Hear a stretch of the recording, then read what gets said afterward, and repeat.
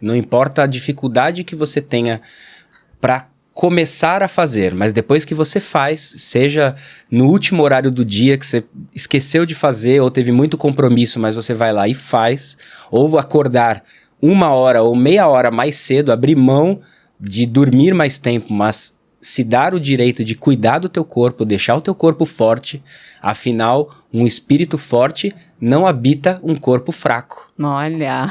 Então a gente precisa cuidar do corpo, gerar saúde.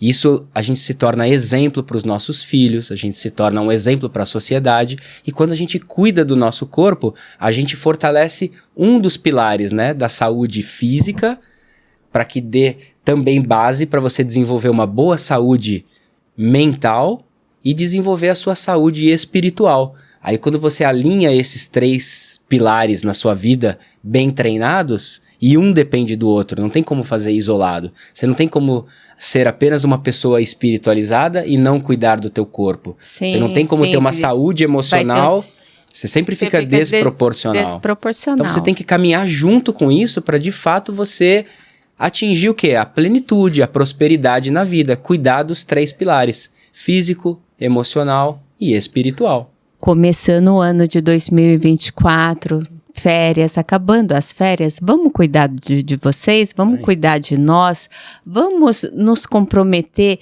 que esse ano vai ser o ano da virada, né? É isso aí. Porque para você ter um bom trabalho, para você ser uma boa mãe, para você ser uma boa esposa, você tem que estar bem, né? Como é que você vai ser tudo isso que uma mulher é, né? Ou também o homem, né? Para você cuidar, para você dar o exemplo, né? Para a família. Exato. Todos têm que se cuidar. E eu vou te falar, é uma comunidade feliz, né? Quando você vai para a comunidade do tênis ou da corrida, da caminhada, você faz novos amigos, assim, você aprecia a natureza. Eu acho fenomenal se movimentar. Não, e a vida é tão linda, a vida nos dá tantas possibilidades. E se a gente não cuida do corpo, a gente tá, digamos assim, que meio que abrindo mão de viver mais.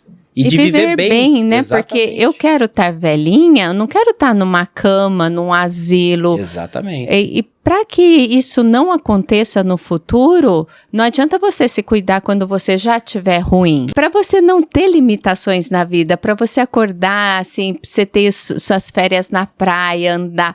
Que delícia que é caminhar na praia. Dependência também é uma palavra que a gente tem que... Sim, para você não ser dependente. se conscientizar hoje para não ser dependente de ninguém, já imaginou? Imagine você ser dependente do seu filho.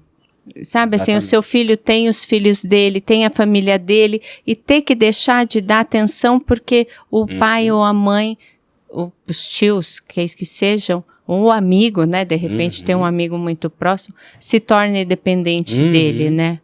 É isso mesmo, e a gente entra nesses assuntos, às vezes ele tem um certo... É um assunto delicado, mas é com uma amorosidade de querer com que as pessoas tomem essa decisão. Porque quem não vive de decisão, vive de condição, certo? Olha, mas... E aí, quais são as condições de quem não decide se cuidar? São essas consequências que nós estamos falando. Então, você tem que viver de decisão e não ficar vivendo de condições. Ah... Eu não me cuido e vamos ver o que vai acontecer. Não, é você decidir ser saudável, é você decidir praticar atividade física, é você decidir se alimentar bem. Decidir ser feliz. Depois que você fizer tudo isso, a consequência eu falo que é a felicidade. Quem me acompanha sabe que eu tô às 5 horas da manhã dando risada. Por quê? Porque eu tenho um corpo em movimento, né? Exatamente. Tenho uma mente em movimento. Tiago, agora me fale uma coisa, as suas especializações, você falou que você fez especialização na Noruega e Mônaco. Olha que sonho, hein? Bom demais. Mônaco. Verdade, na minha busca por um trabalho mais especializado, eu fiz a pós-graduação aqui no Brasil, mas ainda apareciam alunos com dores e lesões e eu não sabia como trabalhar, né? E aí o meu irmão, junto a mim, nós começamos a procurar e ele encontrou um curso na Califórnia, ele foi fazer e ele falou, nossa, é outro mundo, realmente existe uma metodologia onde você identifica, você aplica a análise funcional, então você identifica Depois que você identifica, você sabe o que precisa corrigir, você não fica dando tiro no escuro. Então você vai lá e corrige o que precisa ser corrigido. E depois de corrigir, aí você integra ao gesto funcional. Aí você fala, mas isso é pra quem? Isso é pra todo mundo. O meu irmão, ele foi pro Comitê Olímpico, né? Eu acompanhei ele porque os atletas de alto nível precisam disso para identificar pequenos detalhes que estão limitando a performance dele para ele se tornar um campeão. E também pessoas que são amadoras. Comum, como eu, mas que quero continuar a me movimentar, não quero ter esse sofrimento que eu tive no Noel Cruz, né? De voltar com os pés, assim, frangalhos, né? Porque se eu tivesse com esse equilíbrio, eu não teria lesionado. É bem diferente a forma que o teu corpo responde. E aí, esse conhecimento é para todo mundo. E aí eu falei, onde que isso... Meu irmão foi para Califórnia primeiro, e aí surgiu a possibilidade da gente ir para o primeiro congresso, existe isso, primeiro congresso mundial de prevenção às lesões. Isso foi em 2008, Olha... Quanto tempo? Foi em 2008 na Noruega. 16. Foi fantástica a experiência, tanto... Eu fiquei num lugar na Noruega, olha que interessante, que era no norte da Noruega, que eu fiquei 5 dias lá participando desse congresso. Eu fiquei 5 dias com a luz do sol. Não tem noite. No norte da Noruega, no extremo período do verão, que não era um verão quente, porque é muito perto lá do Polo Norte, mas o sol fica de um jeito que ele não escurece. Então, para mim, assim, foi uma experiência incrível, além de estar lá com os maiores mestres, né, pesquisadores do mundo, do Comitê Olímpico. Então, assim, foi muito interessante. E lá nós participamos e adquirimos conhecimentos, assim, fundamentais para trazer para cá. Depois, o outro congresso, o segundo Congresso Mundial de Prevenção às Lesões, foi em Mônaco, que também foi muito interessante, com grandes mestres do movimento.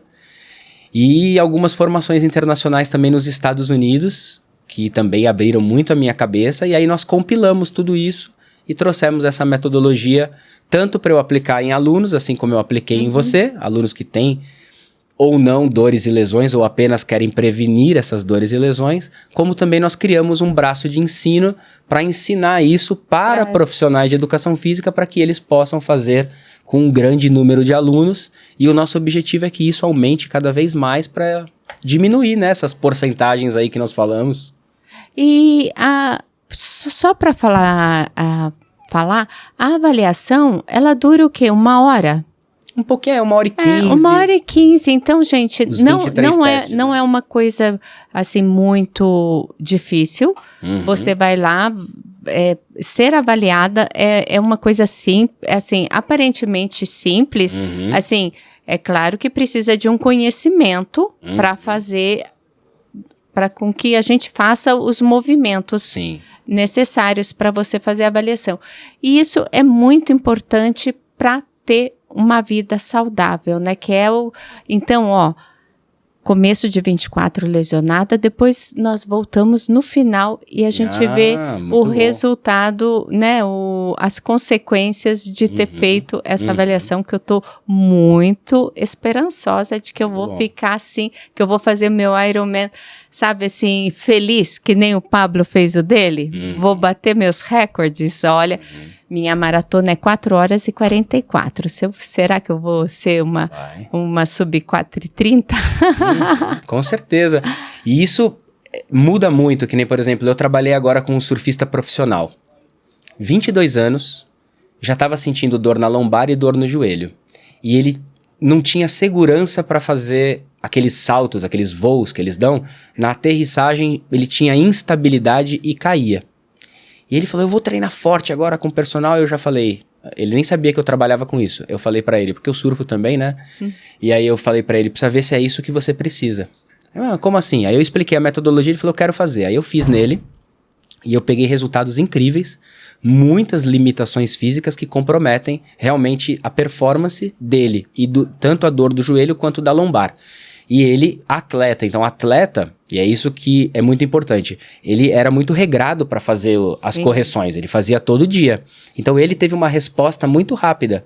Em 1 mês, ele já me mandou uma mensagem que ele estava fazendo a planilha todos os dias, e ele já não sentia mais o joelho, não sentia mais a lombar, e ele estava muito mais confiante no esporte dele. E ano passado ele terminou o ano em 30º lugar, o ano retrasado, em 2022, e agora em 2023 ele terminou o ano em 5º. Uau!